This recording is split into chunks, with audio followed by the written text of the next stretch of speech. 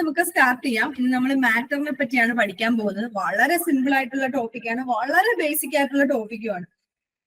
പക്ഷെ ഇതിന്റെ പ്രശ്നം എന്ന് പറഞ്ഞാല് നമ്മൾ വളരെ ബേസിക് ആയതുകൊണ്ട് തന്നെ പല കാര്യങ്ങളും നമ്മൾ തെറ്റിക്കും. അപ്പൊ നമ്മള് വളരെ കാര്യമായിട്ട് തന്നെ പഠിച്ചാൽ മാത്രമേ നമുക്ക് ഈ ഒരു ടോപ്പിക്കിൽ നിന്നുള്ള ക്വസ്റ്റ്യൻസ് ആൻസർ ചെയ്യാനായിട്ട് പറ്റത്തുള്ളൂ. അപ്പൊ നമുക്ക് സ്റ്റാർട്ട് ചെയ്യാം. അപ്പൊ എന്താണ് മാറ്റർ? മാറ്റർ എന്ന് പറഞ്ഞാൽ any substance that has mass ഉള്ള ഏതിനെയും നമുക്ക് എന്തെന്ന് പറയാം? മാറ്റർ എന്ന് പറയാം. And take up space by having volume എന്ന് പറഞ്ഞാൽ നമ്മളുടെ കണ്ണുകൊണ്ട് കാണാൻ പറ്റുന്ന എല്ലാ കാര്യങ്ങളെയും, നമുക്ക് ടച്ച് ചെയ്ത് നോക്കാവുന്ന എല്ലാ കാര്യങ്ങളെയും നമുക്ക് എന്തെന്ന് പറയാം? സിമ്പിൾ ആയിട്ട് പറഞ്ഞതാണ്, നമ്മൾ കാണുന്ന അല്ലെങ്കിൽ നമുക്ക് ടച്ച് ചെയ്ത് നോക്കാവുന്ന എന്തൊരു കാര്യത്തിനെയും നമുക്ക് എന്ത് പറയാം? മാറ്റർ എന്ന് പറയാം. എന്ന് വെച്ചാൽ മാറ്റർ എന്ന് പറഞ്ഞാൽ any substance that has mass and take up space, അതിനെയാണ് നമ്മൾ എന്ത് പറയുന്നത്? മാറ്റർ എന്ന് പറയുന്നത്. അപ്പൊ ഈ ഡെഫിനിഷൻ ഓർത്ത് വെച്ചേക്കണം. Anything that has mass and take up space എന്ന് വെച്ചാൽ അതിന് ഓക്യുപ്പൈ ചെയ്യാൻ ഒരു പെർട്ടിക്കുലർ സ്പേസ് വേണം, അതിനൊരു പെർട്ടിക്കുലർ മാസ് വേണം. ഇതിനെയാണ് നമ്മൾ എന്തെന്ന് പറയുന്നത്? മാറ്റർ എന്ന് പറയുന്നത്. അപ്പൊ നമ്മൾ സാധാരണയായിട്ട് പറയുന്നത് മാറ്ററിന് 3 സ്റ്റേറ്റ്സ് ഉണ്ടെന്നാണ് പറയുന്നത്. സോളിഡ്, ലിക്വിഡ് ആൻഡ് ഗ്യാസ്, അല്ലെങ്കിൽ ഗേഷ്യസ് ഫേസ് എന്ന് നമ്മൾ കോമൺ ആയിട്ട് പറയും. അങ്ങനെ മാറ്ററിന് 3 സ്റ്റേറ്റ്സ് ഓഫ് മാറ്റർ എന്നാണ് നമ്മൾ ഇവരെ പറയുന്നത്. നമ്മൾ പഠിച്ചിട്ടുണ്ട് കുഞ്ഞു ക്ലാസ്സുകളിലൊക്കെ സ്റ്റേറ്റ്സ് ഓഫ് മാറ്റർ എന്താണെന്നൊക്കെ പറഞ്ഞ് പഠിച്ചിട്ടുണ്ട്. അപ്പം ഇതിനെന്താണ്? നമുക്ക് ഡെൻസിറ്റി വെച്ച്, സോലിബിലിറ്റി വെച്ച്, കണ്ടക്ടിവിറ്റി വെച്ച്, മാഗ്നറ്റിസം വെച്ച്, അങ്ങനെയുള്ള പല പ്രോപ്പർട്ടീസ് നമ്മൾ ഈ സ്റ്റേറ്റ്സ് ഓഫ് മാറ്ററിന്റെ കേസിൽ നമുക്ക് പറയാനായിട്ട് പറ്റും. എന്ന് പറഞ്ഞാൽ സോളിഡ്സിന് എന്തുണ്ട്? ഡെൻസിറ്റി ഉണ്ട്. സോളിഡ്സിന് എന്തുണ്ട്? സോലിബിലിറ്റി ഉണ്ട്. അതിന് കണ്ടക്ടിവിറ്റി ഉണ്ട്, മാഗ്നറ്റിസം ഉണ്ട്. ഇങ്ങനെയുള്ള പ്രോപ്പർട്ടീസ് എല്ലാം നമുക്ക് ആരുടെ കേസിൽ പറയാനായിട്ട് പറ്റും? മാറ്ററിന്റെ കേസിൽ നമുക്ക് പറയാനായിട്ട് പറ്റും. മനസ്സിലാവുന്നു? ഇനി എന്താ നമ്മൾ ഡിസ്കസ് ചെയ്യാൻ പോകുന്നത്? അടുത്തതെന്ന് പറയുന്നത് പ്രോപ്പർട്ടീസ് ഓഫ് മാറ്റർ. ഇത് നിങ്ങൾ മസ്റ്റ് ആയിട്ടും പഠിച്ചിരിക്കേണ്ട കാര്യങ്ങളാണ്. കാര്യം നമുക്ക് ചില ക്വസ്റ്റ്യൻസിൽ അവർ ചോദിക്കും, താഴെ തന്നിരിക്കുന്നതിൽ ഏതാണ് പ്രോപ്പർട്ടീസ് ഓഫ് മാറ്ററിൽ പെടാത്തത് എന്ന് പറഞ്ഞ് ചോദിക്കും. പെടാത്തത് നമ്മൾ അറിയണമെങ്കിൽ എന്ത് വേണം? ഏതൊക്കെയാണ് പ്രോപ്പർട്ടീസ് ഓഫ് മാറ്റർ എന്ന് നമ്മൾ അറിഞ്ഞിരിക്കണം. ഞാൻ പറഞ്ഞില്ലേ, വളരെ സിമ്പിൾ ആയിട്ടുള്ള കാര്യങ്ങളാണ് നമ്മൾ ഇതിനകത്ത് പഠിക്കുന്നത്. വലിയ വലിയ കാര്യങ്ങളൊന്നും അല്ല പഠിക്കുന്നത്. അപ്പൊ നിങ്ങൾ എല്ലാവരും ആദ്യമായിട്ട് ചെയ്യേണ്ട കാര്യം എന്താ? ഒരു പേപ്പറും പേനയും വേണം, അല്ലേ? ഞാൻ എപ്പോഴും ക്ലാസ് എടുക്കുമ്പോൾ പറയുന്നതാ, സിനിമ കാണാനിരിക്കുന്ന ലാഘവത്തിൽ ക്ലാസ് കേൾക്കരുത്. കാര്യം നമ്മളൊരു കോമ്പറ്റീറ്റീവ് എക്സാമിന് വേണ്ടിയാ പ്രിപ്പയർ ചെയ്യുന്നത്, ഉപദേശം അല്ല കേട്ടോ. കാര്യം നിങ്ങൾ ലെക്ചർ നോട്ട് എഴുതാൻ ശ്രമിക്കുക. കാര്യം രാത്രിയാണ്, എഴുതുമ്പോൾ നമുക്ക് എന്ത് ചെയ്യും? ഉറക്കം വരത്തില്ല. അതേപോലെ തന്നെ കാര്യങ്ങൾ കൂടുതലും മനസ്സിൽ പതി. അപ്പൊ നമ്മൾ എന്ത് വേണം? ഒരു പേപ്പറും പേന എടുത്ത് പോയിന്റ്സ്. നിങ്ങൾക്ക് ലെക്ചർ നോട്ട് എഴുതുന്ന സ്വഭാവം ഉണ്ടോ? എനിക്ക് ഉണ്ടായിരുന്നു കേട്ടോ. അപ്പം ആ ഒരു കാര്യം ചെയ്യണം. അപ്പൊ എന്തൊക്കെയാണ് മാറ്ററിന്റെ പ്രോപ്പർട്ടീസ്? അങ്ങനെ എഴുതിയാലൊരു ഗുണമുണ്ട്. എന്താണെന്ന് അറിയാം, നിങ്ങൾക്ക് എക്സ്ട്രാ പഠിക്കാനായിട്ട് സമയം ഒരുപാട് കളയേണ്ടി വരത്തില്ല. അതുകൊണ്ടാണ് പറയുന്നത്, ജസ്റ്റ് എന്ത് ചെയ്യുക? നിങ്ങൾ ജസ്റ്റ് ഒന്ന് എഴുതി പോവുക. എഴുതി പോകുന്നത് വളരെ ഉപയോഗമാണ്. അപ്പൊ നോക്കിക്കേ, നമ്മുടെ പ്രോപ്പർട്ടീസ് ഓഫ് മാറ്റർ എന്തൊക്കെയാണെന്ന് നോക്കാം. Matter is made up of particles. എന്താണ്? നമ്മളുടെ മാറ്റർ ഉണ്ടാക്കിയിരിക്കുന്നത് പാർട്ടിക്കിൾസ് വെച്ചിട്ടാണ്. ഈ പാർട്ടിക്കിൾസ് ഓഫ് മാറ്റർ എന്ന് പറയുന്നത് വളരെ സ്മോൾ ആയിട്ടുള്ള ആൾക്കാരാണ് നമ്മുടെ പാർട്ടിക്കിൾസ് എന്ന് പറയുന്നത്. അപ്പൊ എന്താണ്? ഏറ്റവും ബേസിക് ആയിട്ടുള്ള കാര്യം നമ്മളിവിടെ ഡിസ്കസ് ചെയ്യുന്നത്. അപ്പൊ മാറ്റർ എന്ന് പറയുന്നത് എന്താണ്? പാർട്ടിക്കിൾസ് കൊണ്ടാണ് ഉണ്ടാക്കിയേക്കുന്നത്. ഈ പാർട്ടിക്കിൾസ് എന്താണ്? വളരെ സ്മോൾ ആയിട്ടുള്ള ആൾക്കാരാണ് ഈ പാർട്ടിക്കിൾസ് എന്ന് പറയുന്നത്. അവരുടെ അവസ്ഥ എങ്ങനെയാണ്? അവർ വെറുതെ ഇരിക്കുകയല്ല. നമ്മള് കണ്ണുകൊണ്ട് കാണുമ്പോൾ റെസ്റ്റിലാണെന്ന് തോന്നുന്ന ആൾക്കാർ പോലും എന്ത് ചെയ്യാണ്? കണ്ടിന്യൂസ് ആയിട്ട് അവർ മൂവ് ചെയ്തുകൊണ്ടിരിക്കുകയാണ്. അപ്പൊ particles of matter have space between them. ഇപ്പൊ നോക്കിക്കേ, നമ്മളിങ്ങനെ പാർട്ടിക്കിൾസ് എടുക്കുവാണെങ്കിൽ നമ്മൾ നോക്കുമ്പോൾ ഇത് അടുത്തടുത്ത് ഇങ്ങനെ ഇരിക്കുന്നതായിട്ടാണ് നമുക്ക് തോന്നുന്നത്. പക്ഷെ എന്താണ്? അവരുടെ ഇടയ്ക്ക് എന്തുണ്ട്? ഇൻഡസ്ട്രീഷ്യൽ ആയിട്ടുള്ള വേർഡ്സ് ഉണ്ട്, അല്ലെങ്കിൽ അവർക്കിടയിൽ എന്തുണ്ട്? സ്പേസ് ഉണ്ട്. എന്ന് വെച്ചാൽ പാർട്ടിക്കിൾസിന്റെ ഇടയ്ക്ക് സ്പേസ് ഉണ്ട്. Particles of matter attract each other. എന്ന് വെച്ചാൽ ഈ പാർട്ടിക്കിൾസിന് പരസ്പരം ഒരു അട്രാക്ഷൻ ഉണ്ട്. അങ്ങനെ അട്രാക്ട് ചെയ്ത് നിർത്തുന്നത് കൊണ്ടാണ് അതൊരു മാറ്റർ ആയിട്ട്, അല്ലെങ്കിൽ അവരുടെ ഒരു ബോണ്ടിങ് കൊണ്ടാണ് അവിടെ ഒരു മാറ്റർ എന്ന് പറയുന്ന ഒരു കാര്യം എക്സിസ്റ്റ് ചെയ്യുന്നത്. മനസ്സിലായോ? അപ്പൊ പാർട്ടിക്കിൾ എന്ന് പറഞ്ഞാൽ എന്താണ്? പാർട്ടിക്കിൾ എന്ന് പറഞ്ഞാൽ ഏത് സബ്സ്റ്റൻസ്, നമ്മുടെ നേക്കഡ് ആയി കൊണ്ട് നമുക്ക് കാണാൻ പറ്റുന്ന അല്ലെങ്കിൽ മാസ് ഉള്ള ഏത് സബ്സ്റ്റൻസിനെയും നമുക്ക് എന്ത് പറയാം? മാറ്റർ എന്ന് പറയാം. അപ്പൊ മാറ്റർ എന്തുകൊണ്ടാണ് ഉണ്ടാക്കിയിരിക്കുന്നത്? പാർട്ടിക്കിൾസ് കൊണ്ടാണ് ഉണ്ടാക്കിയിരിക്കുന്നത്. പാർട്ടിക്കിൾസ് എന്ന് പറഞ്ഞാൽ വളരെ സ്മോൾ ആയിട്ടുള്ള ആൾക്കാരാണ്. അവര് കണ്ടിന്യൂസ്ലി മൂവിങ് ആണ്. They are in A state of continuous motion. Particles of matter have space between them. എന്ന് വെച്ചാൽ പാർട്ടിക്കിൾസിന്റെ ഇടയ്ക്ക് സ്പേസ് ഉണ്ട്. പിന്നെ എന്താണ്? Particles of matter attract each other. ഈ പാർട്ടിക്കിൾസ് എന്ന് വെച്ചാൽ നമ്മുടെ ഒരു മാറ്റർ എടുക്കുവാണെങ്കിൽ ആ മാറ്ററിലെ പാർട്ടിക്കിൾസ് എന്താണ്? അവര് പരസ്പരം അട്രാക്ട് ചെയ്തുകൊണ്ടേ ഇരിക്കുകയാണ്. ഇതാണ് നമ്മളുടെ മാറ്ററിന്റെ പ്രോപ്പർട്ടീസ്. അപ്പൊ ഓർത്ത് വെച്ചേക്കുക, അവര് പാർട്ടിക്കിൾസ് കൊണ്ടാണ് മാറ്റർ ഉണ്ടാക്കിയേക്കുന്നത്. ആ പാർട്ടിക്കിൾസ് എന്ന് പറഞ്ഞാൽ വളരെ സ്മോൾ ആണ്, അവർ കണ്ടിന്യൂസ് ആയിട്ട് മൂവ് ചെയ്തുകൊണ്ടിരിക്കുകയാണ്. അതേണക്ക് തന്നെ അവരുടെ ഇടയ്ക്ക് എന്തുണ്ട്, ഈ പാർട്ടിക്കിൾസിന്റെ ഇടയ്ക്ക് സ്പേസ് ഉണ്ട്. അതേപോലെ തന്നെ പാർട്ടിക്കിൾസ് ഓഫ് മാറ്റർ അട്രാക്ട് ചെയ്യുന്നത്, അവർ പരസ്പരം അട്രാക്ട് ചെയ്യുന്നു. ഇതാണ് നമ്മുടെ ബേസിക് ആയിട്ടുള്ള പ്രോപ്പർട്ടീസ് ഓഫ് മാറ്റർ എന്ന് പറയുന്നത്.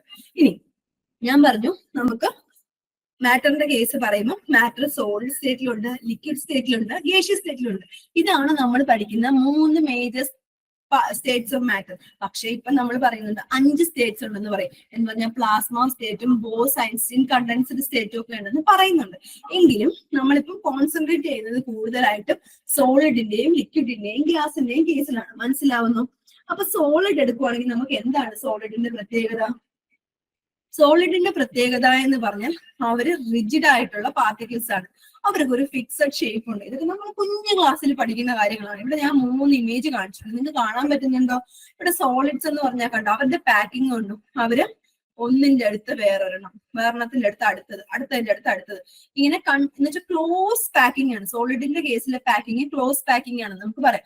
എന്ന് പറഞ്ഞാൽ അവരിങ്ങനെ, അതുകൊണ്ടാണ് ഈ ക്ലോസ് പാക്കിംഗ് ഉണ്ടായത് കൊണ്ടാണ് നമ്മളിപ്പോ ഐസ്, ഇപ്പൊ നമ്മൾ വെള്ളം എടുക്കുകയാണ്, വാട്ടർ എടുക്കുകയാണ്, H2 എടുക്കുവാണെങ്കിൽ H2യുടെ 3 സ്റ്റേറ്റ് നിങ്ങളൊന്ന് ആലോചിച്ച് നോക്കിയാൽ ഐസ്, അതേണക്ക് ഇവിടെ ലിക്വിഡ് വാട്ടർ, ഇവിടെ എന്ന് വെച്ചാൽ ഗേഷ്യസ് വാട്ടർ വേപ്പർ. മനസ്സിലാവുന്നു? ഇവിടെ വാട്ടർ വേപ്പർ. ഇതിന്റെ 3ന്റെ ഒരു കാര്യം നിങ്ങൾ ഇമാജിൻ ചെയ്ത് നോക്കി. ഐസ് എന്ന് പറഞ്ഞാൽ അതൊരു റിജിഡ് ആയിട്ടുള്ള ഒരു സബ്സ്റ്റൻസ് ആണ്. അതിനൊരു ഫിക്സഡ് ഷേപ്പ് ഉണ്ട്. ഉണ്ടോ? ഉണ്ട്. ഐസിനൊരു ഫിക്സഡ് ഷേപ്പ് ഉണ്ട്. അതേണക്ക് തന്നെ അതിനൊരു ഫിക്സഡ് വോളിയവും ഉണ്ട്. ഇനി നമ്മള് ലിക്വിഡ് വാട്ടർ എടുക്കുവാണ്, അത് റിജിഡ് അല്ല. റിജിഡ് എന്ന് വെച്ചാൽ അതൊരു നമുക്ക് കാണുമ്പോൾ തന്നെ മനസ്സിലാവും അത് റിജിഡ് ആയിട്ടുള്ളൊരു സബ്സ്റ്റൻസ് അല്ല. അതിനൊരു ഫിക്സഡ് ഷേപ്പ് ഇല്ല. ഏതാണോ അതെടുക്കുന്ന കണ്ടെയ്നർ, ആ കണ്ടെയ്നറിന്റെ ഷേപ്പ് ആണ് അതിനുള്ളത്. പിന്നെ അതിന് ഫിക്സഡ് വോളിയം ഉണ്ടോ? ഫിക്സഡ് വോളിയം ഉണ്ട്. കാര്യം ഏതാണോ ആ കണ്ടെയ്നർ, ആ കണ്ടെയ്നറിന്റെ വോളിയം അത് കാണിക്കുകയും ചെയ്യും അല്ലെ. ആ കണ്ടെയ്നറിൽ എടുക്കുവാണെങ്കിൽ ആ കണ്ടെയ്നറിന്റെ വോളിയം ആ സബ്സ്റ്റൻസ്, നമ്മൾ ഒരു മെഷറിംഗ് സിലിണ്ടറിൽ എടുക്കുവാണെങ്കിൽ ആ മെഷറിംഗ് സിലിണ്ടർ എത്രയാണെന്ന് പറഞ്ഞ് നമുക്ക് അതിന്റെ വോളിയത്തിനെ മെഷർ ചെയ്യാൻ പറ്റും. അതുകൊണ്ട് തന്നെ ലിക്വിഡ്സിന് ഒരു ഫിക്സഡ് വോളിയം ഉണ്ട്. ഇനി ഗേഷ്യസ് സ്റ്റേറ്റിലോട്ട് പോയാലോ, നമ്മളുടെ ലിക്വിഡ്സിനെ പോലെ തന്നെ ഗേഷ്യസ് സബ്സ്റ്റൻസും റിജിഡ് അല്ല. പിന്നെ അവർക്ക് ഫിക്സഡ് ഷേപ്പ് ഉണ്ടോ? ഫിക്സഡ് ഷേപ്പും ഇല്ല, ഫിക്സഡ് വോളിയോ ഇല്ല. അപ്പൊ നോക്കിക്കേ, സോളിഡ്സ് എന്ന് പറഞ്ഞാൽ റിജിഡ് ആണ്, അവർക്ക് ഫിക്സഡ് ഷേപ്പ് ഉണ്ട്, ഫിക്സഡ് വോളിയം ഉണ്ട്. നിങ്ങൾ ഈ എക്സാമ്പിൾ മനസ്സിൽ വെച്ചേക്കാം. നിങ്ങൾ ഐസിനെ ആലോചിക്കുക. ഐസിനെ ആലോചിക്കുമ്പോൾ ഐസ് ഒരു സോളിഡ് സബ്സ്റ്റൻസ് ആണ്. ആ സോളിഡ് സബ്സ്റ്റൻസ് റിജിഡ് ആണ്, അതിന് ഫിക്സഡ് ഷേപ്പ് ഉണ്ട്, ഫിക്സഡ് വോളിയം ഉണ്ട്. ഇനി ലിക്വിഡ് എടുത്താലോ, ലിക്വിഡ് എടുക്കുമ്പോൾ റിജിഡ് അല്ല, അതിന് എന്താണ് ഫിക്സഡ് ഷേപ്പ് ഇല്ല, പക്ഷെ എന്തുണ്ട്? ഫിക്സഡ് ആയിട്ടുള്ള ഒരു വോളിയം ഉണ്ട്. ആർക്ക്? ലിക്വിഡ് വാട്ടറിന് അല്ലെങ്കിൽ ലിക്വിഡ്സിന്. നിങ്ങൾ ഓർത്താൽ മതി, നിങ്ങൾക്ക് മെഷറിംഗ് സിലിണ്ടറിൽ അല്ലെങ്കിൽ ഒരു മെഷറിംഗ് വെസലിൽ നമുക്ക് ഇതിനെ മെഷർ ചെയ്യാം. അതുകൊണ്ട് എന്തുണ്ട്? അതിനൊരു ഫിക്സഡ് വോളിയം ഉണ്ട്. ഇനി ഗേഷ്യസ് സബ്സ്റ്റൻസ് എടുത്താലോ, ഗേഷ്യസ് സബ്സ്റ്റൻസിന്റെ കേസിൽ എല്ലാം നോയാണ്. Non rigid, no fixed shape, no fixed volume. ഓർത്തിരിക്കാൻ പറ്റുമോ? ഇത്രയും കാര്യങ്ങൾ മനസ്സിലായോ? അപ്പൊ ഇത് നമ്മള് സ്റ്റേറ്റ്സ് ഓഫ് മാറ്ററിന്റെ ബേസിക് കാര്യങ്ങൾ പഠിച്ചു. ഇനി നമ്മൾ അതിന്റെ വലിയ കുറച്ചുകൂടെ ഇമ്പോർട്ടന്റ് ആയിട്ടുള്ള കാര്യങ്ങളിലേക്ക് പോയി. ഇതൊക്കെ ബേസിക് +2 ഒക്കെ നമ്മൾ പഠിച്ചവർക്കൊക്കെ ഇത് വളരെ ഈസി ആയിട്ട് ഓർത്തെടുക്കാൻ പറ്റുന്ന കാര്യങ്ങളാണ്. ഇനി നമ്മൾ സോളിഡ്സിനെ പറ്റി വിശദമായിട്ട് പഠിക്കുകയാണ്. ഈ സോളിഡ്സ് എന്ന് പറയുന്നത് ഫണ്ടമെന്റൽ സ്റ്റേറ്റ് ഓഫ് മാറ്റർ ഏതാണെന്ന് വെച്ചാൽ അവർ സോളിഡ്സ് ആണ് കേട്ടോ. ഇനി സോളിഡ്സ് ലിക്വിഡ്സിനെയും ഗ്യാസിൽ നിന്നും ഡിഫർ ചെയ്യുന്നത് അവരുടെ റിജിഡിറ്റി കൊണ്ടാണ്. ഞാൻ നേരത്തെ പറഞ്ഞില്ലേ, നിങ്ങൾ ഇവിടെ നോക്കിക്കേ, സോളിഡ്സ് റിജിഡ് ആണ്, പക്ഷെ ലിക്വിഡ്സും ഗ്യാസും എങ്ങനെയാണ്? ദേ ആർ നോൺ റിജിഡ് അല്ലെങ്കിൽ ദേ ആർ നോട്ട് റിജിഡ്. അപ്പൊ എന്താണ് അവരുടെ ക്യാരക്ടറിസ്റ്റിക് പ്രോപ്പർട്ടി? എന്താണ്? റിജിഡിറ്റി ആണ്. അവർക്ക് റിജിഡ് ആയിട്ടുള്ള ഒരു നേച്ചർ ഉണ്ട്. The molecules of solids R tightly packed. ഇവിടെ നിങ്ങൾ നോക്കിക്കേ, ഇതൊരു സോളിഡ് സബ്സ്റ്റൻസ് ആണ് ഞാൻ കാണിച്ചേക്കുന്നത്. ഇതിന്റെ ഇടയ്ക്ക് സ്പേസ് ഒക്കെ നിങ്ങൾക്ക് കാണാൻ പറ്റുന്നുണ്ട്. നമ്മൾ സൂക്ഷിച്ച് നോക്കിയാൽ സ്പേസ് ഒക്കെ കാണാം. പക്ഷെ സോളിഡ്സിന്റെ ഇടയ്ക്ക് നമ്മൾ പാർട്ടിക്കിൾസിനെ അറേഞ്ച് ചെയ്യുവാണെങ്കിൽ, ഇവിടെ ഒരു പാർട്ടിക്കിൾ ആണെങ്കിൽ അതിന്റെ തൊട്ടടുത്ത് തന്നെ ഇങ്ങനെ ടൈറ്റ് ആയിട്ടുള്ള ഒരു പാക്കിംഗ് ആണ് നമുക്ക് അവിടെ കാണാൻ പറ്റുന്നത്. കണ്ടോ? നിങ്ങൾ കുഞ്ഞിലേക്ക് ഇത് കണ്ടു കാണും. അവരുടെ ഇടയ്ക്ക് സ്പേസിംഗ് ഒന്നും ഇല്ലാതെ ക്ലോസ് പാക്കിംഗ്. നമുക്ക് അതിനെ പറയാൻ പറ്റുന്ന വേർഡ് എന്ന് പറഞ്ഞാൽ ക്ലോസ് പാക്കിംഗ് എന്ന് പറയുന്നെങ്കിൽ അവർ ക്ലോസ് പാക്ഡ് ആണെന്ന് പറയാൻ പറ്റും. അപ്പൊ എന്താണ്? The molecule of solids R tightly packed, അല്ലെങ്കിൽ നമുക്ക് അതിന് ടൈറ്റ്ലി പാക്കിംഗ് എന്ന് പറയാം, ക്ലോസ് പാക്കിംഗ് എന്ന് പറയാം. അവിടെ സ്ട്രോങ് ആയിട്ടുള്ള ഇന്റർമോളിക്കുലർ ഫോഴ്സസ് ആരുടെ കേസിൽ എക്സിസ്റ്റ് ചെയ്യുന്നുണ്ട്? നമ്മളുടെ സോളിഡ്സിന്റെ കേസിൽ എക്സിസ്റ്റ് ചെയ്യുന്നുണ്ട്.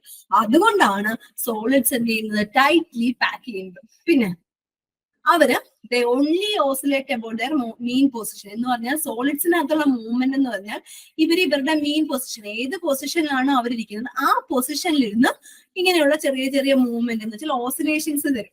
അതാണ് സോളിഡ്സിന്റെ മൂവ്മെന്റ് എന്ന് പറയുന്നത്. പിന്നെ സോളിഡ്സിനെ നമുക്ക് എങ്ങനെ ഡിഫൈൻ ചെയ്യാൻ പറ്റും? ഡെഫിനറ്റ് ഷേപ്പ് ഉള്ള, വോളിയം ഉള്ള, റിജിഡ് സ്ട്രക്ചർ ഉള്ള ഒരു എൻറ്റിറ്റി ആയിട്ടാണ് നമുക്ക് എന്തിനെ പറയാൻ പറ്റുന്നത്? നമ്മുടെ സോളിഡ്സിനെ പറയാനായിട്ട് പറ്റുന്നത്. പിന്നെ സോളിഡ്സ് എന്താണ്? കംപ്രസിബിൾ ആണ്, അല്ലെങ്കിൽ നമുക്ക് സോളിഡ്സിനെ കംപ്രസ് ചെയ്യാനായിട്ട് പറ്റും. അവര് തെർമൽ എക്സ്പാൻഷനും വിധേയമാകുന്നുണ്ട്. അപ്പം സോളിഡ്സ് എന്താണ്? കംപ്രസിബിൾ ആണ്. ഓർത്ത് വെച്ചേക്ക്, നമുക്ക് സോളിഡ്സിനെ കംപ്രസ് ചെയ്യാനായിട്ട് പറ്റും. ഒന്ന് നോക്കിക്കേ, ഐസിന് നമുക്ക് പ്രഷർ കൊടുത്ത് ലിക്വിഡ് സ്റ്റേറ്റിലോട്ട് മാറ്റിക്കൂടെ? കംപ്രസ് ചെയ്യാൻ പറ്റുമോ? കംപ്രസിബിൾ ആണ്. പക്ഷെ അവരുടെ കംപ്രസിബിലിറ്റി എങ്ങനെയാണ്? ലീസ്റ്റ് കംപ്രസിബിൾ ആണ്. നമ്മള് ലിക്വിഡ്സ്, നമുക്കറിയാം LPG ഒക്കെ എടുക്കുക, ലിക്വിഫൈഡ് പെട്രോളിയം ഗ്യാസ്. ഈ ഗ്യാസിനെ നമുക്ക് ഈസി ആയിട്ട് കംപ്രസ് ചെയ്ത് എന്തായിട്ട് മാറ്റാം?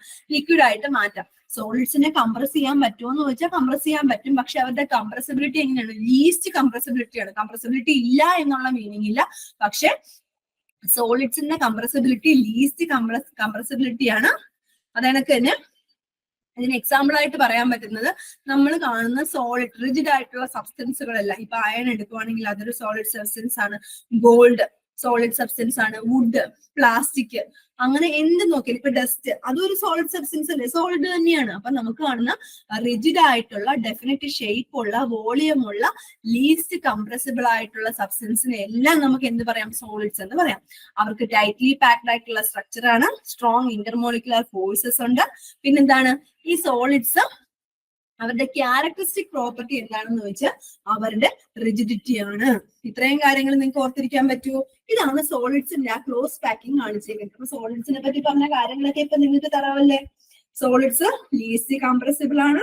അവരുടെ ക്യാരക്ടറിസ്റ്റിക് പ്രോപ്പർട്ടി എന്ന് പറഞ്ഞാൽ അവരുടെ റിജിഡിറ്റി ആണ്. പിന്നെ എന്താണ്? ഈ മോളിക്യൂൾസ് ഓഫ് സോളിഡ്സ് എന്ന് പറയുന്നത് ടൈറ്റ്ലി പാക്ഡ് ആണ്. അവിടെ സ്ട്രോങ് ആയിട്ടുള്ള ഇന്റർമോളിക്കുലർ ഫോഴ്സസ് ഉണ്ട്. അവര് oscillate only about there main position. പിന്നെ ഡെഫിനറ്റ് ഷേപ്പ് ഉള്ള, വോളിയം ഉള്ള, റിജിഡ് സ്ട്രക്ചർ ഉള്ള സ്ട്രക്ചേഴ്സ് ആണ് നമ്മളെ സോളിഡ്സ് എന്ന് പറയുന്നത്. എക്സാമ്പിൾ ഓർത്ത് വെച്ചേക്കുക. സോളിഡ്സിനെ പറ്റിയൊക്കെ ക്വസ്റ്റ്യൻ ചോദിച്ചുകൂടാന്നൊന്നുമില്ല, ചോദിക്കാം, നമ്മൾ തെറ്റിക്കുകയും ചെയ്യും. അങ്ങനെ വരാൻ പാടില്ല. കമ്പൽസറി ആയിട്ട് നമ്മൾ പോയിന്റ്സ് ഓർത്ത് വെച്ചേക്കുക. റിജിഡ് ആണ്, ഡെഫിനറ്റ് വോളിയം ഉണ്ട്, ഡെഫിനറ്റ് ഷേപ്പ് ഉണ്ട്, ലീസ്റ്റ് കംപ്രസിബിൾ ആണ്, തെർമൽ പിന്നെന്താണ് പറഞ്ഞേക്കുന്നത്? അവരുടെ ടൈറ്റ്ലി പാക്കിംഗ് ആണ്, സ്ട്രോങ് ഇന്റർമോളിക്കുലർ ഫോഴ്സസ് ഉണ്ട്, അവരുടെ characteristic property compared to liquids and gases അവരുടെ ഹൈ റിജിഡിറ്റി ആണ്. ഇത്രയും കാര്യങ്ങൾ ഓർത്തിരിക്കാൻ പറ്റുമല്ലോ? എക്സാമ്പിളും അറിയാലോ. ഞാൻ പറഞ്ഞില്ലേ, ഏറ്റവും ബേസിക് കാര്യങ്ങളാണ് നമ്മൾ ഡിസ്കസ് ചെയ്യുന്നത്. പക്ഷേ നമുക്ക് തെറ്റിപ്പോകരുത്, അതുകൊണ്ടാണ് എടുത്തെടുത്ത് പറയുന്നത്. അടുത്ത നോക്കിക്കേ, അടുത്ത നമ്മൾ പഠിക്കുന്നത് ലിക്വിഡ്സിനെ പറ്റിയാണ്. അപ്പൊ ലിക്വിഡ്സിനെ പറ്റി എന്താ പറയുന്നത്? The molecules in a liquid are closely packed due to weak intermolecular forces. നമ്മുടെ സോളിഡ്സിനെ വെച്ച് നോക്കുമ്പോൾ ഇവരുടെ പാക്കിംഗ് ലൂസ് ആണെന്ന് പറയാം. പക്ഷേ എങ്കിലും എന്താണ്? സംവാട്ട് ഒരു ക്ലോസ് പാക്കിംഗ് അവിടെ ഉണ്ട്. ക്ലോസ്ലി പാക്ഡ് ആണോ എന്ന് വെച്ചാൽ ക്ലോസ്ലി പാക്ഡ് ആണ്. പക്ഷേ എന്തെന്ന് നമുക്ക് പറയേണ്ടി വരും? ഒരു ക്ലോസ്ലി പാക്ഡ് സ്ട്രക്ചർ ഉണ്ട്. പക്ഷെ ഇവിടുത്തെ ഫോഴ്സസ് എന്ന് പറയുന്നത് എന്താണ്? ഇന്റർമോളിക്കുലർ ഫോഴ്സസ് വീക്ക് ആണ്. സോളിഡ്സിന്റെ കേസിൽ എന്താ നമ്മൾ പറഞ്ഞ? സ്ട്രോങ് ഇന്റർമോളിക്കുലർ ഫോഴ്സ് ആണെന്ന് പറഞ്ഞു. പക്ഷേ നമ്മളുടെ ലിക്വിഡ്സിന്റെ കേസിൽ ക്ലോസ് പാക്കിംഗ് ഉണ്ടോ എന്ന് വെച്ചാൽ ക്ലോസ് പാക്കിംഗ് ഉണ്ട്. നമ്മുടെ സോളിഡ്സിന്റെ അത്രയും ഒരു എന്താണ് പറയുന്നത്? ഒരു സ്ട്രിക്റ്റ് ആയിട്ട് ഒരു ക്ലോസ് പാക്കിംഗ് അല്ല. പിന്നെ അവിടെ എക്സിസ്റ്റ് ചെയ്യുന്നത് വീക്ക് ഇന്റർമോളിക്കുലർ ഫോഴ്സസ് ആണ്. ഇവിടുത്തെ ഫോഴ്സ് എന്ന് പറയുന്നത് വീക്കർ ദാൻ സോളിഡ്സ് ആണ്, ബട്ട് സ്ട്രോങ്ങർ ദാൻ ഗ്യാസസ്. എന്ന് വെച്ചാൽ ലിക്വിഡ്സിലെ ഇന്റർമോളിക്കുലർ ഫോഴ്സസ് നമ്മൾ എടുക്കുവാണെങ്കിൽ സോളിഡ്സിനെ വെച്ച് കമ്പയർ ചെയ്യുമ്പോൾ ആ ഫോഴ്സസ് വീക്കർ ആണ്. പക്ഷേ compare to gases that forces are much stronger. ഓർത്ത് വെച്ചേക്കുക.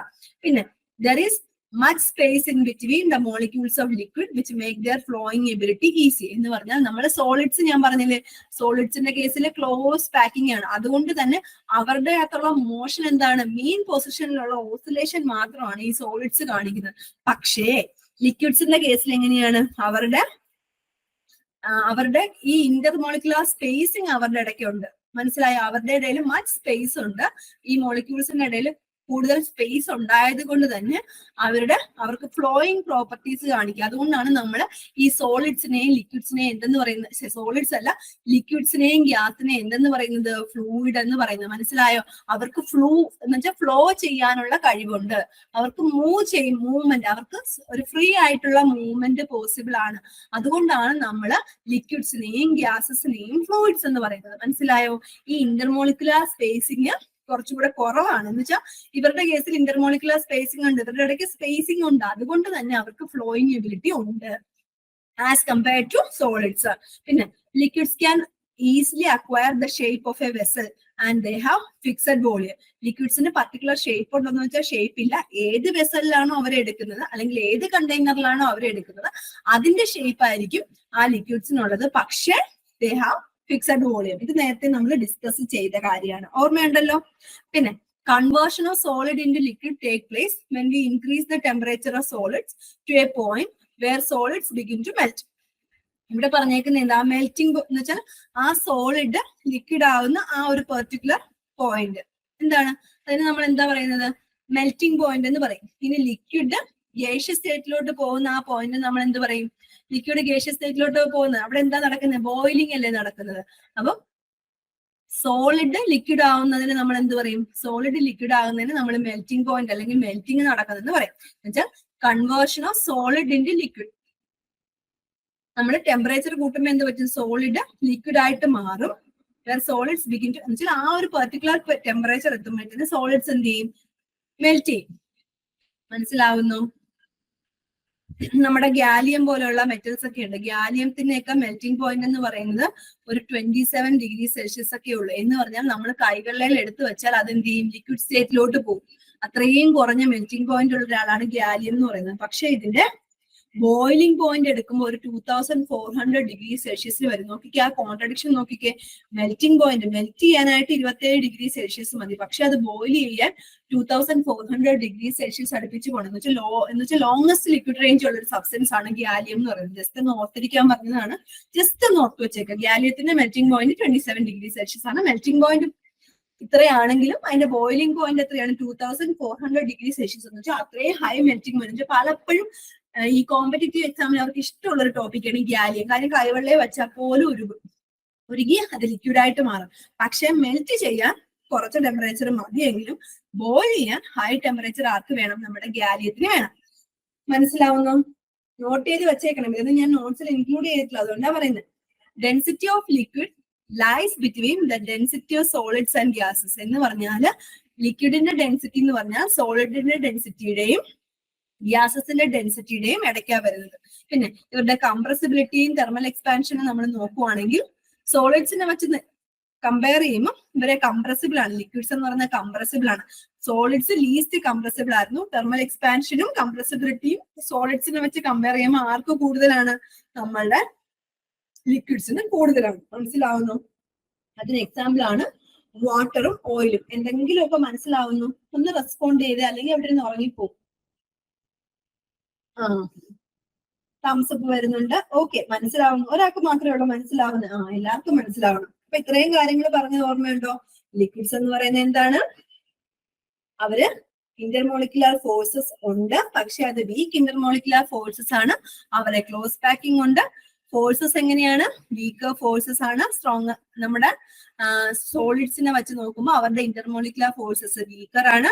പിന്നെന്താണ്, അവരുടെ ഇടയ്ക്ക് സ്പേസ് ഉണ്ടായത് കൊണ്ട് തന്നെ അവർക്ക് ഫ്ലോയിങ് പ്രോപ്പർട്ടി അല്ലെങ്കിൽ അവർ ഫ്ലൂയിഡ്സ് ആണ്. പിന്നെന്താണ്, അവരുടെ ഷേപ്പ് എന്ന് പറഞ്ഞാൽ ഏത് വെസലിലാണോ അവർ എടുക്കുന്നത് ആ വെസലിന്റെ ഷേപ്പാണ്. അതേപോലെ തന്നെ അവർക്ക് എന്തുണ്ട്, ഒരു ഫിക്സഡ് വോളിയം ഉണ്ട്. ഇനി സോളിഡിനെ ലിക്വിഡ് ആക്കാൻ നമുക്ക് പറ്റും. എന്ത് ചെയ്താൽ മതി, നമ്മൾ ടെമ്പറേച്ചർ കൂട്ടിക്കൊടുത്താൽ മതി. ഒരു പെർട്ടിക്കുലർ ടെമ്പറേച്ചർ എത്തുമ്പോൾ സോളിഡ്സ് എന്ത് ചെയ്യും, മെൽറ്റ് ചെയ്യും. ആ പർട്ടിക്കുലർ ടെമ്പറേച്ചറിനെയാണ് നമ്മൾ എന്ത് പറയുന്നത്, മെൽറ്റിംഗ് പോയിന്റ് എന്ന് പറയുന്നത്. ഇനി ഇവരുടെ ഡെൻസിറ്റി എങ്ങനെയാണ്, ലിക്വിഡ്സിന്റെ ഡെൻസിറ്റി എന്ന് പറഞ്ഞാൽ സോളിഡിന്റെയും ഗേഷ്യസ് സ്റ്റേറ്റിന്റെയും ഇൻ ബിറ്റ്വീൻ ആണ്. അവരുടെ കംപ്രസിബിലിറ്റിയും തെർമൽ എക്സ്പാൻഷനും നമ്മൾ നോക്കുവാണെങ്കിൽ ലിക്വിഡ്സിന്റെ കേസിൽ അവര് സോളിഡ്സിനെ വെച്ച് ഹയർ ആണ്. എന്ന് വെച്ചാൽ ലിക്വിഡ്സ് കംപ്രസിബിൾ ആണെന്ന് വെച്ചാൽ സോളിഡ്സിനെ വെച്ച് നോക്കുമ്പോൾ കംപ്രസിബിൾ ആണ്. അതേപോലെ തന്നെ അവരുടെ തെർമൽ എക്സ്പാൻഷൻ എന്ന് പറഞ്ഞാൽ അവര് സോളിഡ്സിനെ വെച്ച് നോക്കുമ്പോൾ മച്ച് മോർ തെർമൽ എക്സ്പാൻഷൻ കാണിക്കുന്ന ആൾക്കാരാണ്. എക്സാമ്പിൾ വാട്ടറും ഓയിലും ആണ്. ബേസിക് കാര്യങ്ങളാണ്. ഇനി ഗേഷ്യസ് സ്റ്റേറ്റിലോട്ട് പോവാണ്. ഗേഷ്യസ് സ്റ്റേറ്റിൽ എങ്ങനെയാണ്, ഇവിടെ നിങ്ങൾക്ക് വരച്ചേക്കുന്ന ഫിഗർ കാണുമ്പോൾ തന്നെ അറിയാം. Distance between molecules are so large അല്ലെ. നേരത്തെ ആണെങ്കിൽ നമ്മൾ ഒരു സോളിഡ് വരച്ചാൽ അടുത്ത പാർട്ടിക്കിൾ അടുത്തടുത്ത് ഇങ്ങനെയാണ് സോളിഡിന്റെ കേസിൽ എന്ന് വെച്ചാൽ തിക്കായിട്ട് വരച്ചു വെക്കും. ഇനി ലിക്വിഡ്സ് ആണെങ്കിൽ ക്ലോസ് പാക്കിംഗ് ഉണ്ട്, പക്ഷേ അവിടെ വീക്ക് ആയിട്ടുള്ള ഇന്റർമോളിക്കുലർ ഫോഴ്സ് ആണ്. പക്ഷെ വാട്ട് അബൌട്ട് ഗ്യാസസിന്റെ കേസിൽ എങ്ങനെയാണ്, distance between molecules are too large അതുകൊണ്ട് തന്നെ intermolecular forces experience between them are negligible. കാര്യം ഇവര് ഫാർ അപ്പാർട്ട് ആണ്. നോക്കിക്കേ, ഇവര് തമ്മിലുള്ള ഡിസ്റ്റൻസ് ഇത്രയാണ്.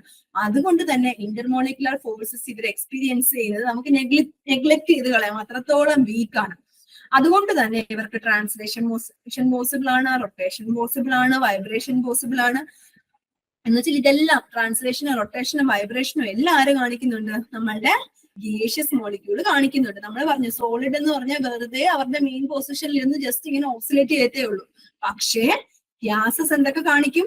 ട്രാൻസ്ലേഷൻ കാണിക്കും, റൊട്ടേഷൻ കാണിക്കും, വൈബ്രേഷൻ കാണിക്കും, ഇങ്ങനെ എല്ലാ ടൈപ്പ് മോഷൻസും കാണിക്കും. പിന്നെന്താണ്? അവർക്ക് ഫിക്സഡ് ഷേപ്പും ഇല്ല, ഫിക്സഡ് വോളിയോ ഇല്ല, ചോദിക്കാനും പറയാനും ആരുമില്ല. കാര്യം അവർക്ക് ഇന്റർമോളിക്കുലർ ഫോഴ്സ് അട്രാക്ഷൻ ഒന്നും അത്ര കാര്യമായിട്ടില്ല. അതുകൊണ്ട് തന്നെ no fixed shape, no volume. പിന്നെ അവർക്ക് എന്താണ്? ഹൈലി ദേ ആർ കംപ്രസിബിൾ ആണ്. നമുക്കറിയാം ഗ്യാസസിനെയൊക്കെ നമുക്ക് എന്ത് ചെയ്യാം? കംപ്രസ് ചെയ്ത് ലിക്വിഡ് ഫോമിലോട്ട് മാറ്റാം. നമുക്ക് ബെസ്റ്റ് എക്സാമ്പിൾ ആണ് ലിക്വിഫൈഡ് പെട്രോളിയം ഗ്യാസ്. കണ്ടില്ലേ നമ്മള്? അതിനെയൊക്കെ എന്ത് ചെയ്യാണ്? കംപ്രസ് ചെയ്താണ് സൂക്ഷിക്കുന്നത്. എന്ന് വെച്ചാൽ നല്ലതായിട്ട് കംപ്രസിബിലിറ്റി ഉള്ള ആൾക്കാരാണ് എന്ത്? ഗ്യാസസ് എന്ന് പറയുന്നത്. അവർക്ക് അതേ കണക്ക് തന്നെ തെർമൽ എക്സ്പാൻഷനും എന്താണ്? അവരുടെ ഹൈ ആണ്. അപ്പോൾ കംപ്രസിബിലിറ്റിയും തെർമൽ എക്സ്പാൻഷനും ലീസ്റ്റ് ആയിട്ടുള്ളത് സോളിഡ്സിനും ഏറ്റവും ഹൈ ആയിട്ടുള്ളത് ഗ്യാസസിനുമാണ്. ഇനി അവരുടെ എക്സാമ്പിൾ പറഞ്ഞു തരണ്ടല്ലോ. നമുക്ക് കാണുന്ന ഓക്സിജനും ആർഗണും നൈട്രജനും ഫ്ലൂറിനും എല്ലാം, ഫ്ലൂറിൻ ഗ്യാസ് ആണോ? എന്താ പറയുന്നത്? ആണ്. ഓക്സിജനും ആർഗണും ഹൈഡ്രജനും അയാൾക്ക് തന്നെ എന്താണ്? നിയോണ്, ക്രിപ്റ്റോൺ, അങ്ങനെയുള്ള എല്ലാം എന്താണ്? ഗ്യാസസ് ആണ്. അപ്പൊ നമ്മള് സ്റ്റേറ്റ്സ് ഓഫ് മാറ്റർ കംപ്ലീറ്റ് ചെയ്തു. എന്താണ് സോളിഡ്സ്, അവരുടെ പ്രത്യേകത എന്താണ്, ഇങ്ങനെയുള്ള എല്ലാ കാര്യങ്ങളും നമ്മൾ പഠിച്ചു. ഇനി ഇത് കൂടാതെ തന്നെ വേറെ 2 മാറ്ററിനെ പറ്റിയും സയന്റിസ്റ്റുകൾ പറയുന്നുണ്ട്. അതെന്ന് പറയുന്നത് പ്ലാസ്മ സ്റ്റേറ്റും ബോസ്-ഐൻസ്റ്റീൻ കണ്ടൻസ്ഡ് സ്റ്റേറ്റും ആണ്. ഇത് നമുക്ക് അത്ര കാര്യമായിട്ട് പഠിക്കണ്ട. പ്ലാസ്മ സ്റ്റേറ്റ് എന്ന് പറഞ്ഞാൽ എന്താണ്? ഈ പാർട്ടിക്കിൾസ് എല്ലാം ഒരു അയണൈസ്ഡ് സ്റ്റേറ്റില് അയൺസ് ആയിട്ടായിരിക്കും. എന്ന് വെച്ചാൽ ഹൈ ടെമ്പറേച്ചറിലാണ് പ്ലാസ്മ കാണുന്നത്. ഹൈ ടെമ്പറേച്ചറിൽ എക്സിസ്റ്റ് ചെയ്യുന്ന ഒരു സ്റ്റേറ്റ് ആണ് പ്ലാസ്മ എന്ന് പറയുന്നത്. എന്ന് വെച്ചാൽ പാർട്ടിക്കിൾസ് അയണൈസ്ഡ് ആയിട്ടാണ് കാണപ്പെടുന്നത്. എന്ന് വെച്ചാൽ ഇപ്പൊ സോഡിയം ക്ലോറൈഡ് പ്ലാസ്മ സ്റ്റേറ്റിലാണെങ്കിൽ അവിടെ അവർ കാണപ്പെടുന്നത് Na+Cl- എന്നുള്ള അയൺസ് ആയിട്ടാണ്, അയണൈസ്ഡ് സ്റ്റേറ്റിലായിരിക്കും. ഹൈ ടെമ്പറേച്ചർ അവിടെ കാണപ്പെടുകയും ചെയ്യും. ഇപ്പൊ നോക്കിക്കേ, പ്ലാസ്മ എന്ന് പറയുന്നത് എന്താണ്? Super energetic and super excited particles ആണ് ഇവിടെ കാണപ്പെടുന്നത്. മനസ്സിലായോ? ഈ പ്ലാസ്മ സ്റ്റേറ്റിലുള്ളത് super energetic and super excited particles ആണ് കാണപ്പെടുന്നത്. അയണൈസ്ഡ് ഗ്യാസസ് ആയിട്ടാണ് പ്ലാസ്മയിൽ സബ്സ്റ്റൻസുകൾ കാണപ്പെടുന്നത്. അപ്പൊ ഓർത്തിരിക്കുക, അയണൈസ്ഡ് സ്റ്റേറ്റിലായിരിക്കും, ഇവിടെ ഹൈ ടെമ്പറേച്ചർ ആയിരിക്കും എക്സിസ്റ്റ് ചെയ്യുന്നത്. The sun and stars glow because of the presence of plasma in them. ഓർത്ത് വെച്ചേക്കുക, നമ്മുടെ നക്ഷത്രങ്ങളും സൂര്യനും എല്ലാം തിളങ്ങാൻ കാരണം എന്താണ്? അതിനകത്തുള്ള പ്ലാസ്മയാണ് അല്ലെ. അവിടെ നടക്കുന്ന റിയാക്ഷൻസ് അല്ലേ, ഹൈഡ്രജൻ ഹീലിയം ആയിട്ട് മാറുന്നു അല്ലെ. ഇങ്ങനെയുള്ള റിയാക്ഷൻസ് ഒക്കെ അല്ലേ നടക്കുന്നത്. അതൊക്കെ എന്തിലാണ് നടക്കുന്നത്? ഫ്യൂഷനും ഫിഷനും എന്നൊക്കെ നമ്മൾ കേട്ടിട്ടുണ്ട്. അതൊക്കെ ഹൈ ടെമ്പറേച്ചറിലാണ് നടക്കുന്നത് അല്ലെ. നമ്മൾ ഫ്യൂഷൻ റിയാക്ടേഴ്സ് ഒക്കെ ഉണ്ടാക്കുന്നുണ്ട്. ചൈനയൊക്കെ കൃത്രിമ സൂര്യനെയൊക്കെ ഉണ്ടാക്കാൻ നോക്കുന്നുണ്ടെന്നൊക്കെ പറയുന്നുണ്ട്. അപ്പൊ അവിടെ എന്നൊക്കെ പറഞ്ഞ പ്ലാസ്മ സ്റ്റേറ്റിലാണ് ഈ റിയാക്ഷൻസ് എല്ലാം ചെയ്യുന്നത്. Plasma is created in stars because of very high temperature. നമുക്ക് വളരെ വലിയൊരു ടെമ്പറേച്ചർ ഉണ്ടെങ്കിൽ മാത്രമേ എന്ത് ക്രിയേറ്റ് ചെയ്യാനായിട്ട് പറ്റത്തുള്ളൂ? നമ്മുടെ പ്ലാസ്മ സ്റ്റേറ്റ് ക്രിയേറ്റ് ചെയ്യാനായിട്ട് പറ്റത്തുള്ളൂ. അപ്പൊ അതാണ് 4th സ്റ്റേറ്റ് ഓഫ് മാറ്റർ എന്ന് പറയുന്നത്.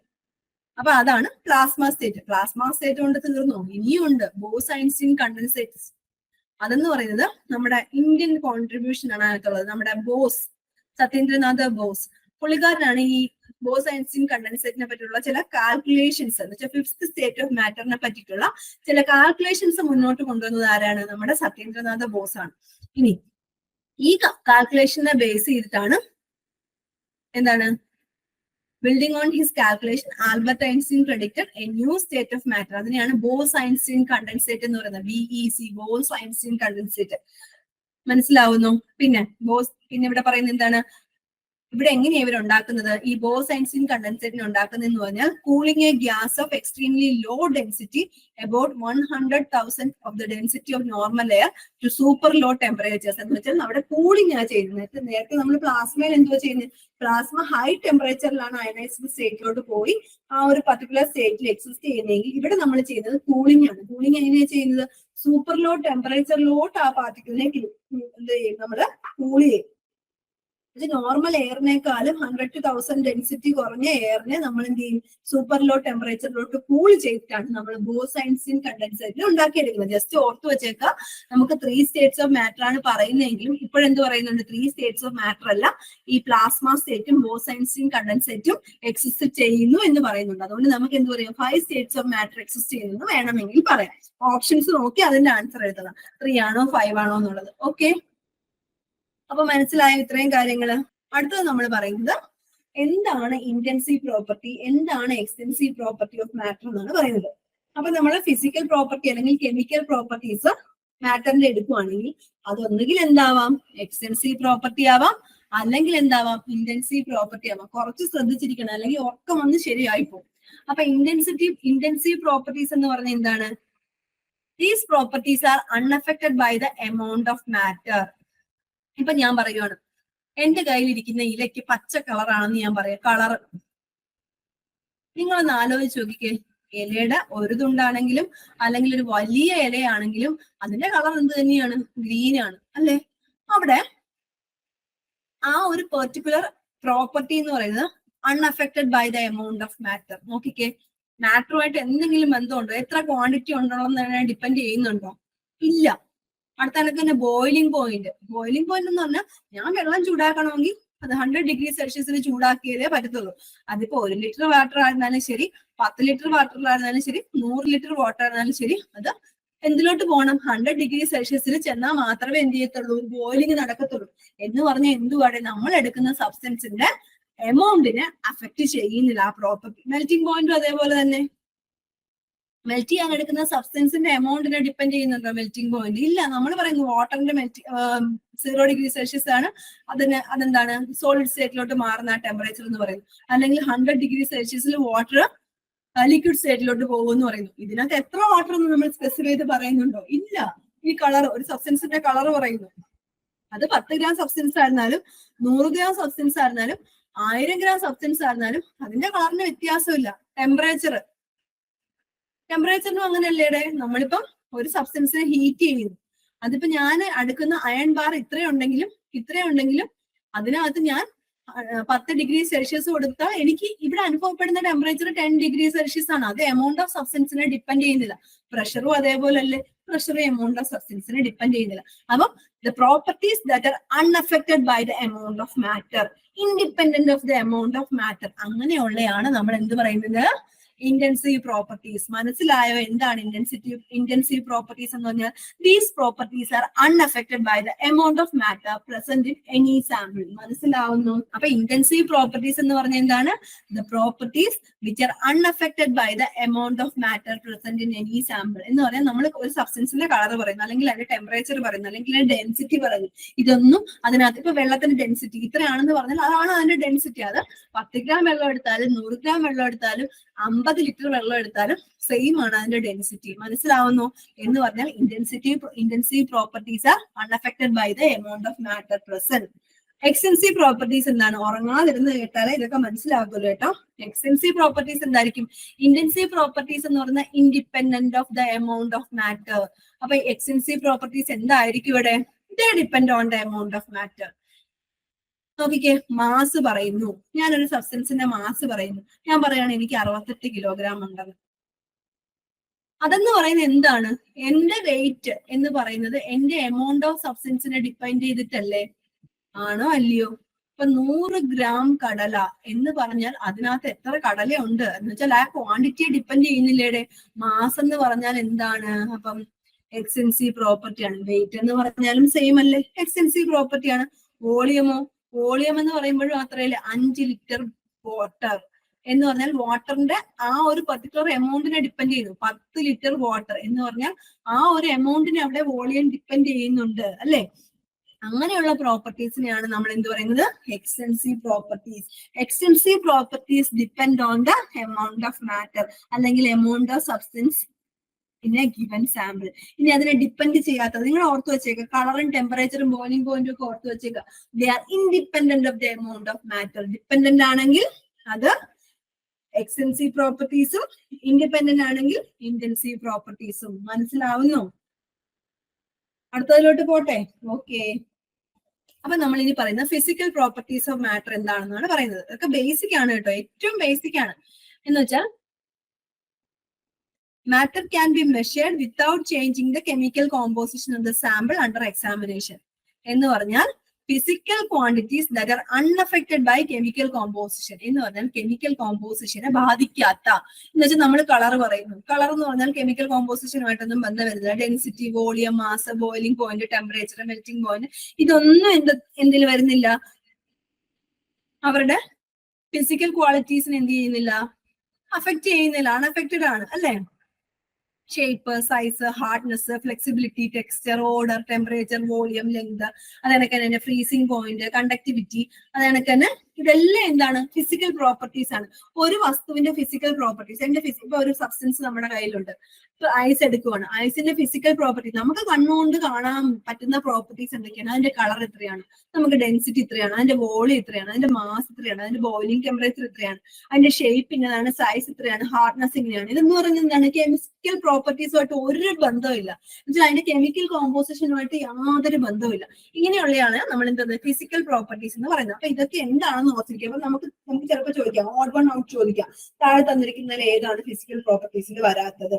അപ്പൊ എന്താണ് നമ്മളുടെ കണ്ണുകൊണ്ട് കാണാൻ പറ്റുന്നത് എന്ന് പറഞ്ഞാല് physical quantities that are unaffected by chemical composition. കെമിക്കൽ കോമ്പോസിഷനെ ബാധിക്കാത്ത എല്ലാ സാധനങ്ങളെയും നമുക്ക് എന്ത് പറയാം, ഫിസിക്കൽ പ്രോപ്പർട്ടീസ് എന്ന് പറയാം. കളർ വരും, ഡെൻസിറ്റി വരും, വോളിയം വരും, മാസ് വരും, ബോയിലിംഗ് ടെമ്പറേച്ചർ വരും, ഷേപ്പ്, സൈസ്, ഹാർഡ്നെസ്, അതിന്റെ ടെക്സ്ചർ, ഓർഡർ, ടെമ്പറേച്ചർ, ഇതെല്ലാം എന്താണ്. ഇപ്പൊ നമ്മൾ ഫുഡ് എടുക്കുക, ഫുഡിന്റെ ഫിസിക്കൽ പ്രോപ്പർട്ടീസ് എന്ന് പറഞ്ഞാൽ എന്താണ്, അതിന്റെ അപ്പിയറൻസ്, അതിന്റെ സൈസ് എന്താണ്, അതിന്റെ ഷേപ്പ് എന്താണ്, അതിന്റെ അരോമ എന്താണ്, ഇതൊക്കെ എന്താണ്, അതിന്റെ ഫിസിക്കൽ പ്രോപ്പർട്ടീസ് ആണ്. മനസ്സിലാവുന്നു ഇപ്പൊ നിങ്ങൾക്ക് എന്താണെന്ന്.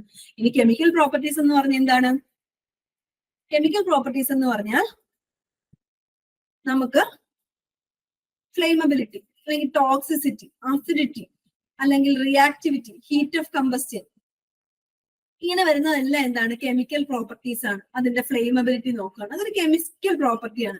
Chemical attribute it ability or inability to transform one type of matter ആണിത് അല്ലെ. നമുക്ക് ഒരു സബ്സ്റ്റൻസിനെ വേറൊരു സബ്സ്റ്റൻസ് ആയിട്ട് കൺവേർട്ട് ചെയ്യാനുള്ള എബിലിറ്റിയാണ് നമ്മൾ എന്തിൽ പറയുന്നത്, കെമിക്കൽ പ്രോപ്പർട്ടീസിൽ പറയുന്നത് അല്ലെ. Reactions, reactivities, heat of combustion, ഇതെല്ലാം എന്താണ് കെമിക്കൽ പ്രോപ്പർട്ടീസിൽ വരുന്നത്. They can only be changed by changing the molecular structure or chemical composition. എന്ന് വെച്ചാൽ ഇപ്പൊ നമുക്ക് ഫ്ലെയിമബിലിറ്റി മാറ്റണമെങ്കിൽ എന്താണ്, അതിന്റെ കെമിക്കൽ കോമ്പോസിഷൻ മാറ്റണം. ടോക്സിസിറ്റി മാറ്റണമെങ്കിൽ എന്താണ്, നമുക്ക് ഒരു ടോക്സിക് സബ്സ്റ്റൻസ് ഉണ്ട്, അതിന്റെ ടോക്സിസിറ്റി മാറ്റണം എന്നുണ്ടെങ്കിൽ ഒന്നുകിൽ അതിന്റെ ഫങ്ഷണൽ ഗ്രൂപ്പുകൾ മാറ്റണം, അല്ലെങ്കിൽ അതിന് എന്ത് ചെയ്യണം, നമ്മൾ കെമിക്കലായിട്ട് എന്തെങ്കിലും ചേഞ്ച് അതിനകത്ത് വരുത്തണം. അസിഡിറ്റി നമുക്ക് എങ്ങനെയാണ് മാറ്റാൻ പറ്റുന്നത്, ബേസ് ആഡ് ചെയ്യണം. ബേസ് ആഡ് ചെയ്യാന്ന് പറഞ്ഞാൽ എന്താണ്, അവിടെ നമ്മൾ എന്താണ് അതിന്റെ മോളിക്കുലാർ സ്ട്രക്ചർ അല്ലെങ്കിൽ കെമിക്കൽ കോമ്പോസിഷൻ മാറ്റുക ചെയ്യുന്നത്. അങ്ങനെയുള്ള പ്രോപ്പർട്ടീസിനെയാണ് നമ്മൾ എന്ത് പറയുന്നത്, കെമിക്കൽ പ്രോപ്പർട്ടീസ് എന്ന് പറയുന്നത്. ചിന്തിച്ച് നോക്കിയാൽ മതി. ഈ കെമിക്കൽ റിയാക്ഷൻസിന് നമുക്ക് എന്ത് ചെയ്യാൻ പറ്റത്തില്ല, റിവേഴ്സ് ചെയ്യാൻ പറ്റത്തില്ല. പാലിനെ തൈരാക്കി, തൈരിനെ വീണ്ടും പാലാക്കാൻ പറ്റുമോ, ഇല്ല. അതെന്ത് പറഞ്ഞാൽ എന്താണ്, chemical reactions are always reversible.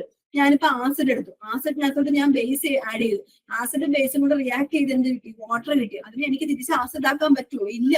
അതെന്ന് പറഞ്ഞാൽ ഇറിവേഴ്സിബിൾ റിയാക്ഷൻ ആണ്. അങ്ങനെയുള്ള ആൾക്കാരെല്ലാം നമ്മൾ എന്ത് പറയും, കെമിക്കൽ പ്രോപ്പർട്ടീസ് എന്ന് പറയും.